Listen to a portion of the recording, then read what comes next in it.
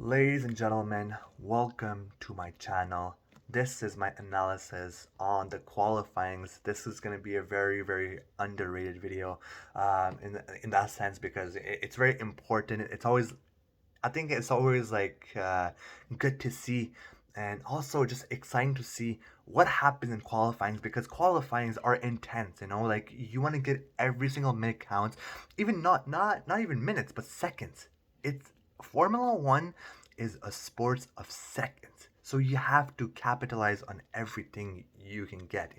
Uh, and the car has to stay very healthy as well and stay safe as well. You don't want to cause any destruction to the car. Then it's going to put a lot of pressure, especially in qualifyings. And then like the next day, so tomorrow will be the race in Bahrain. But if you crash a car in qualifyings, it's going to put too much pressure on the engineers and the mechanics. So you have to keep two things in mind. You have to race. You have to go as fast as you can, but you also need to keep the car nice and balanced and safe as well, so you don't want to cause too much damage in qualifying. So that's why I think it's really just intense, but it's also very exciting for the fans to see who can handle this pressure because you know um, I think a lot of people forget about the fact that pilots have tons of pressure and it's all a mental game. It's tough because you're trying not to crash, but you have to go full speed. You have to put everything on the line. So, yes, today this is my qualifying analysis on Ferrari and their performance. So here we go. Let's start this video off with the results. So, Charles Leclerc came in at P3, and he came in at P3, and Carlos Sainz came in at P4.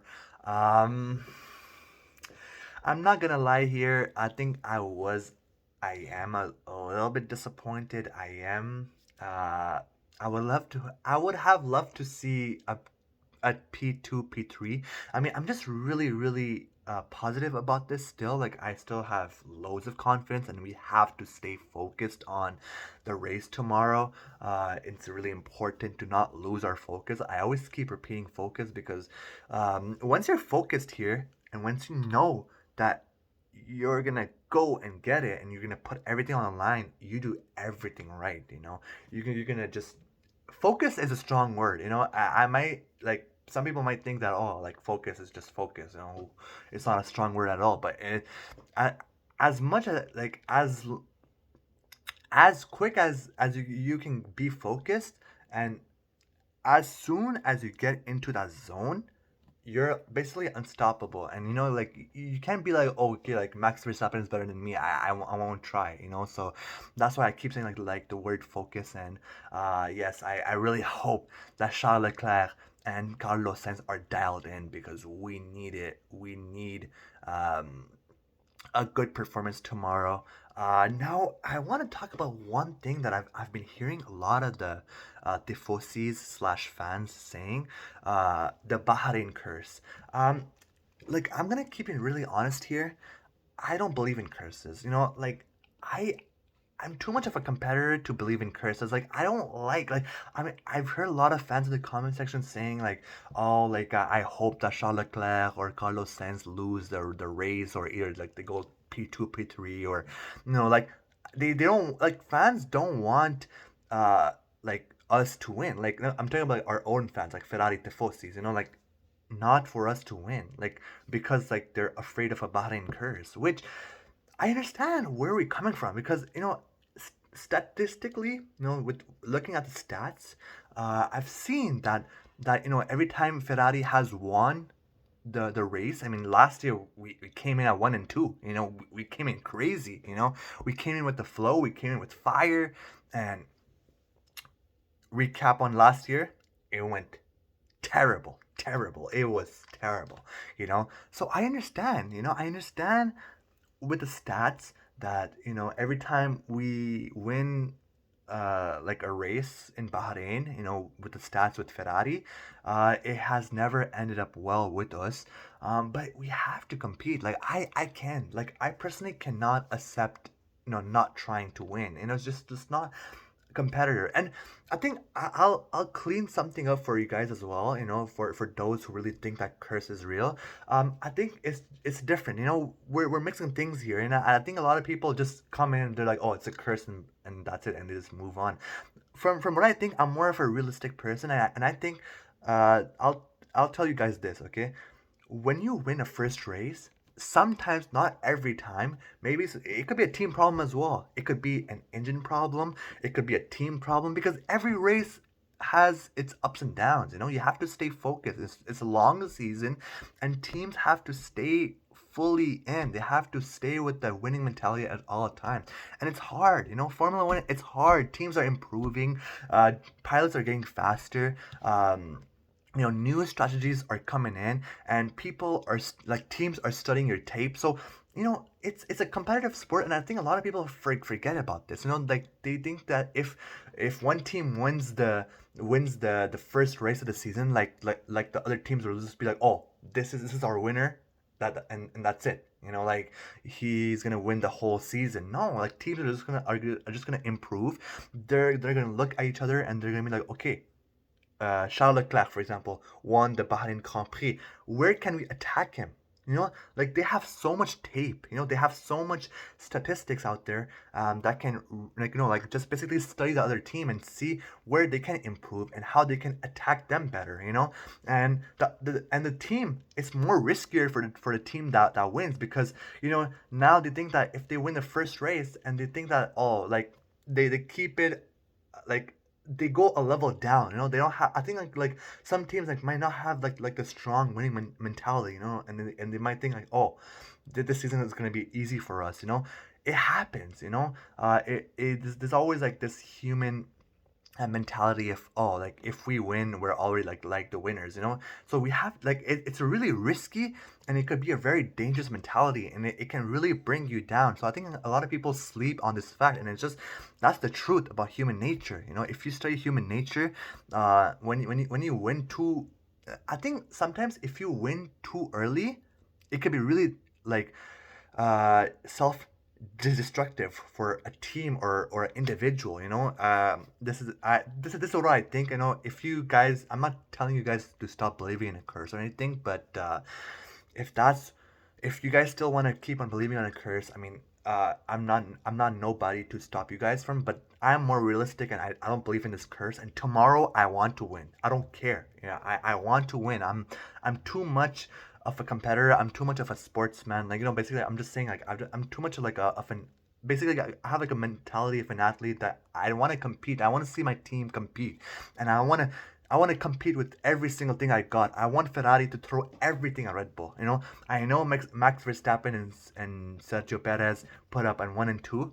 It's gonna be hard to beat Verstappen, but we have to throw everything. We have to throw everything at Red Bull. I don't care if this curse is real or not. I want to throw everything at Verstappen. I want to compete, and I want to just have a good race. That's all I care about. Just competition and sport. That's all I care about. That simple. But yeah, going back to Carlos Sainz and Leclerc, Carlos Sainz, had another good bounce back. And in free practice number 3 and the last practice he had a P8, and now he improved it even better, and now he jumped up 4 positions up and got P4, and Charles Leclerc ended up on basically on podium spot, and he ended up at P3. But I have to make a little for those who have not seen qualifyings. Charles Leclerc pulled out of the qualifyings. Like we didn't give we didn't get, sorry, I don't want to say give, but I meant Charles Leclerc didn't give all he got. Like I think like around the like when there was like 2-3 minutes like remaining for the qualifyings. It's all about time now.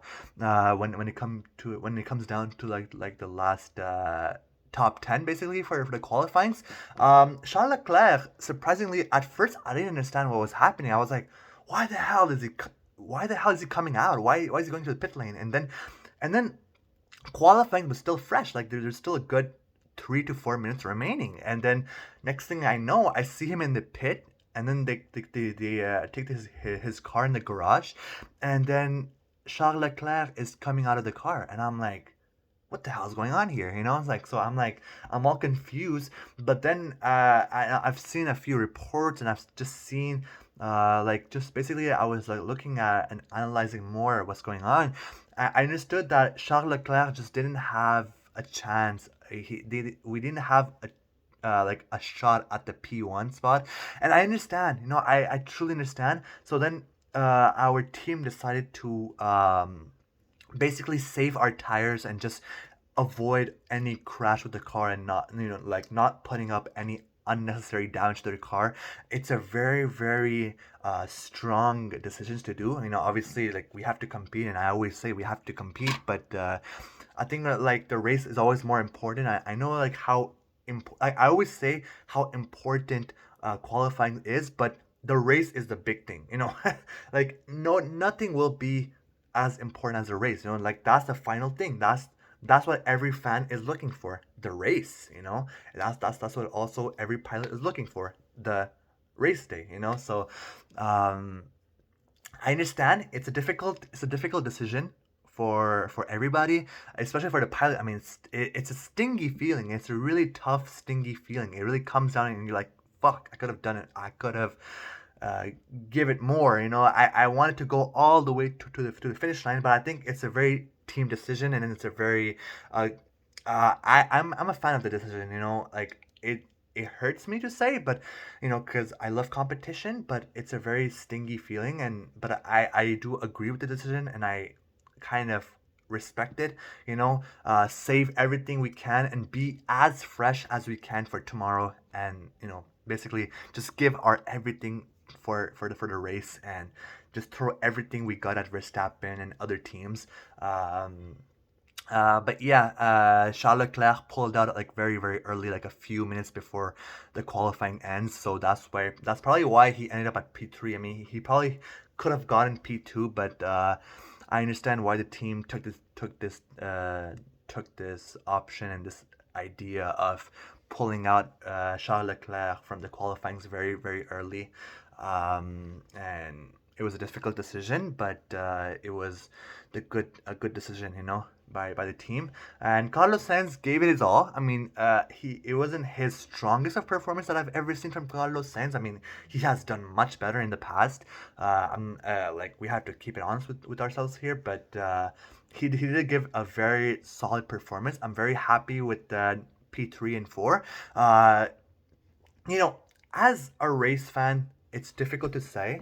Obviously, I wanted to have a P2 and P3. I'm still a little like, disappointed. I'm still like, I would have loved to see Ferrari at P2 and P3, but I'm still very happy. I'm still very happy that we beat Fernando Alonso, who is doing so well this year. I mean, I've seen it, and I'm like really shocked and at how good Aston Martin are doing, and I think like they can have a good competition with the elite teams. With teams like obviously with us, with Red Bull, Mercedes, McLaren, even if they have enough gas in them to compete with the top teams like us.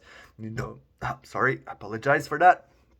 But yeah, Aston Martin are going to be very, very, very underrated team. Like, they're going to compete with the top teams, and Fernando Alonso is just on a tear this year, and he's going to be a very dangerous driver this year. I see it.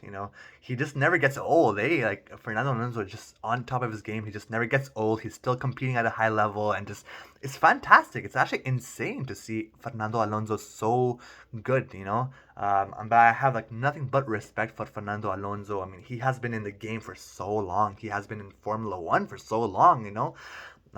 Racing is in his blood, basically. So yeah, I have just nothing but love and respect for Fernando Alonso. I think that's what I had to say about the qualifyings. I hope I didn't miss anything important that I could have talked about, but this video is just a little longer than I usually do. But I'm just really excited for the season. I'm just excited for tomorrow's race. It's gonna be a big one, first race of the season, and it's just full of excitement as a race fan, full of excitement as a Ferrari fan. Even though we have a lot of trolls trolling us, But yes, Mercedes are going to be very tough for us. We have to keep focus, and Fernando Alonso is going to be very tough for us as well. And we also have to think about Verstappen and Sergio Perez and Red Bull because they're still a very elite team. They're a very dangerous team. Even though I don't, I personally don't like the team. Look, this is going to be a very. I'm very honest on my channel, and with full honesty, I don't like Red Bull. I don't like Christian Horner, and I don't like Max Verstappen. I like Sergio Perez though. I really like Sergio Perez, but I don't like Red Bull. I don't like Max Verstappen, and I don't like Christian Horner. This is a full honesty. I just really hope that's why I want to compete. I don't want to give anything to Red Bull, to be honest. But yes, sorry for a long video, guys. I hope all of you are having a beautiful day. Just take care of yourselves. Just stay safe out there. Just keep doing what you guys are doing. Just keep being successful. Keep being great.